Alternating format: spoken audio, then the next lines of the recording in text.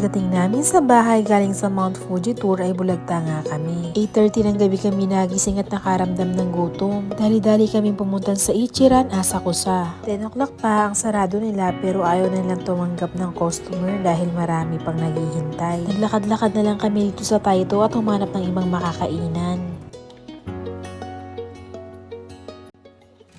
Hindi ko na matandaan kung anong pangalan ng restaurant na to pero ang ganda naman ng ambience.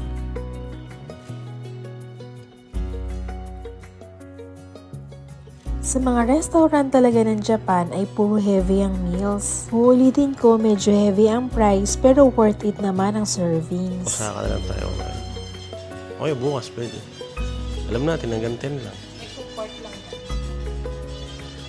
Pork lang talaga yan. Pangutango ka na lang, intindihin mo na lang yung mostra niya. Kahit sa mga Japanese restaurant sa Pinas ay talaga bibigyan kanya ng wet wipes. Ibig sabihin niyan is clean your hands before your meal. Nag-steak and ribs nga pala kami.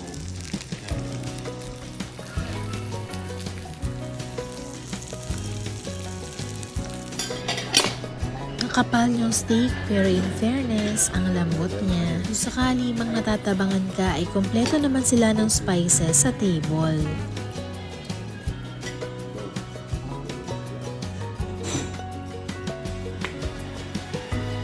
Sobrang busog na nga namin at sakto naman nakatabi lang nito ang Don Quixote Asakusa. Dahil 24 hours ang donkey ay pumunta na rin kami. Sa donkey ay andun halos lahat ng gamit na kailangan mo. Pero grabe, ang dami pa rin namimili at ang daming namili, halos wala nang laman yung shelves. Wala kaming binili at chinik na lang namin tong price ng Tamagotchi. Yung mga oras na to ay alas 12 na kaya nagtaxi na lang kami.